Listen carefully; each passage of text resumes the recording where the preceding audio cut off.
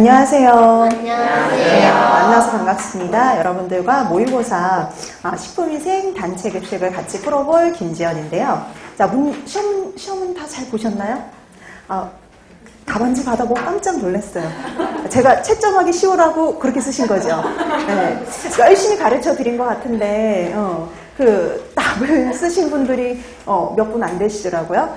자, 그럼 이제 우리 그 식품위생하고 단체급식 문제를 봐야 될 텐데 각각 이번에는 이제 3문제씩 출제를 했어요. 그래서 4점짜리 하나하고 이제 2점짜리 2개씩 해가지고 자, 그래서 여러분 그 2교시 그러니까 전공 A죠. 네, 전공 A 7번부터 보시면 돼요.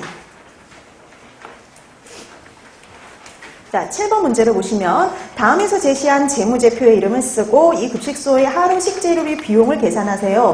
단 한 달 동안의 급식 일수는 20일이며 식재료비의 비율은 총 원가의 60%다 이렇게 되어 있었죠. 그럼 여러분들이 이제 여기서 써야 될 건 두 가지. 재무제표 요거의 이름하고요. 또 하나는 하루 동안의 그 하루 식재료비의 비용을 계산해 주시면 돼요. 근데 이게 알고 보면 되게 쉬운 문제거든요. 네, 그럼 우선 기본적인 거 봅니다. 자, 봤더니 여기는 이제 9월 한 달 동안의 수익, 비용, 이익의 관계를 나타내고 있죠. 그럼 우리가 재무회계에서 그 재무제표에서 수익, 이용, 이익의 관계를 보여주는 걸 가지고 뭐라고 하냐면 손익계산서, 그렇죠? 손익계산서라고 얘기를 하죠. 이게 바로 손익계산서여서 일정 회계기간 동안의 기업의 경영 성과를 보여주는 회계보고서가 바로 손익계산서죠. 그러니까 우리가 이 경영 성과가 있느냐 없느냐를요, 뭘 가지고 보여주냐면 수익, 비용, 순이익의 관계를 통해서 보여주죠. 그래서 우리가 보통 수익에서 비용을 뺀 값 이렇게 얘기를 하죠. 순이익이라는 건 수익에서 비용을 빼면 그게 바로 순이익이라고 보시면 되죠. 자, 그러면 우리가 우선 여기 뭐뭐가 우선 주어져 있냐면 이익이 주어져 있고요. 수익이 주어져 있죠. 그럼 보니까 이익이 1,000만 원이에요.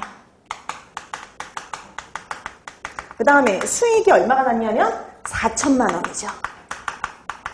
자, 우리가 모르는 비용, 요걸 뺐더니 이제 1,000만 원의 이익이 나왔다는 소리니까요. 비용은 얼마가 들었다는 소리냐면 3천만 원. 그래서 9월 한 달 이 급식소에요. 비용은 3천만 원입니다. 근데 여기 또 이제 우리가 식재료비 비용을 계산하기 위해서 뭐가 주어졌나 봤더니요. 식재료비 비율을 줬어요. 식재료비 비율은요. 총 원가의 60%다. 총 원가 비용에 얼마가 들었대요? 60%가 들었대요. 네. 비용의 60%. 그러면 우리가 비용이라는 게 그거잖아요. 고정원가 플러스 고정비 플러스 변동비, 그쵸? 네, 그 고정원가 플러스 변동원가 합친 거가 총 원가가 되는 거죠. 총 원가의 60%를 차지한대요. 식재료비의 비용이. 자, 그러면 식재료비의 비용은 3천만 원에 몇 프로예요? 60%. 그럼 곱하기 0.6이죠.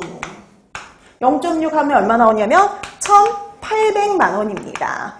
근데 여러분 이거라고 답하면 안 되죠. 물어본 건 뭐라 그랬냐면 그 달의 식재료비의 비용을 물어본 게 아니라요. 하루 동안의 식재료비의 비용을 물어본 거죠. 그럼 하루 동안에 우리가 이거 여기다 써요. 하루 식재료비 비용을 계산해 주시면 되는데 주어진 걸 가지고 계산할 수 있어요. 우선 한 달 동안의 식재료비가 얼마가 들었냐면 1,800만 원이 들었고요. 그 다음에 이 급식소는 한 달 내내 30일을 급식을 한 게 아니라 20일을 급식을 했죠. 그럼 나누기 얼마 하면 되냐면 20일.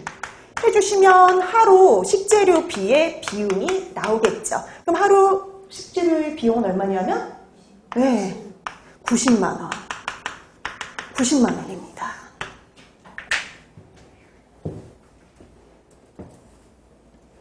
자, 그래서 요 7번의 문제는요. 재무제표 손익계산서와 그 다음에 하루 식재료의 비용 90만 원을 쓰시면 되는 거죠.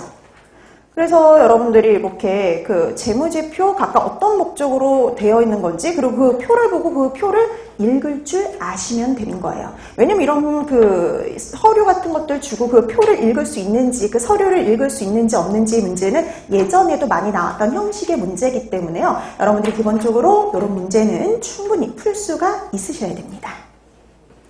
자, 그 다음에 이제 8번 문제도 있는데요. 8번 문제 같은 경우도 뭐 간단하긴 해요. 자, 우리 8번 문제 보면은 다음에서 설명하고 있는 재고관리기법의 명칭을 쓰시고요. 파레토 분석에서 A에 해당하는 품목의 적절한 방주 방식을 쓰세요 라고 되어 있네요. 그럼 여러분 우선 뭔지 확인은 하셔야죠.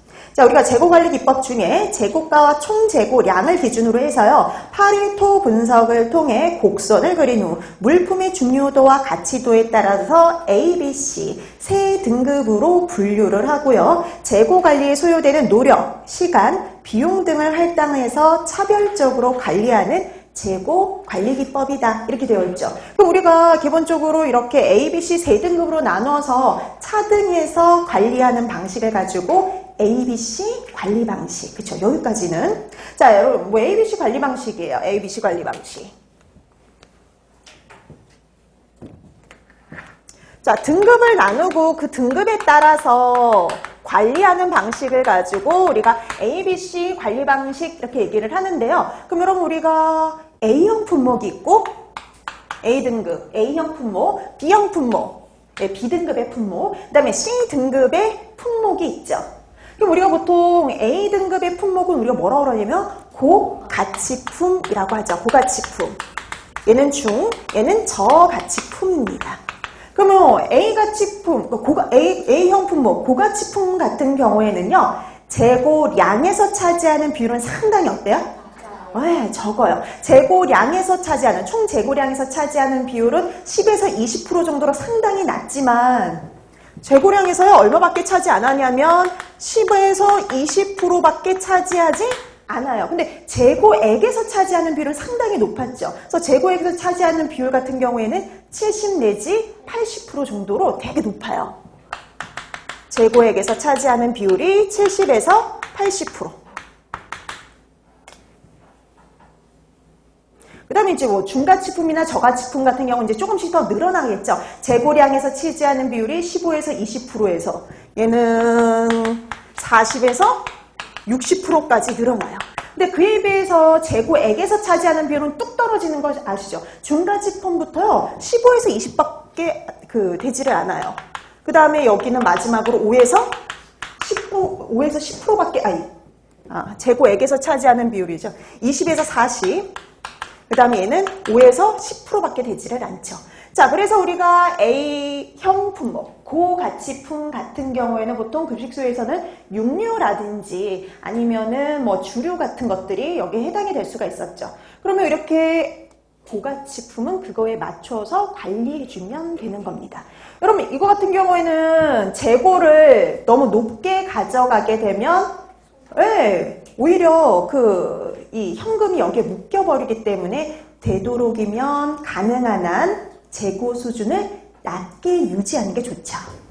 그래서 이 같은 경우는 이제 가능한 한 재고 수준을요, 낮게 유지하는 게 좋아요.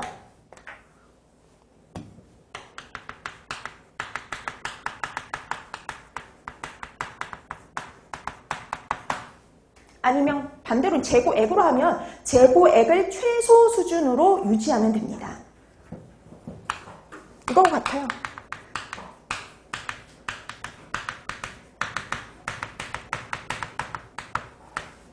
고갈되지 않을 정도로 해서 최소 수준으로 유지해주면 되는 거죠.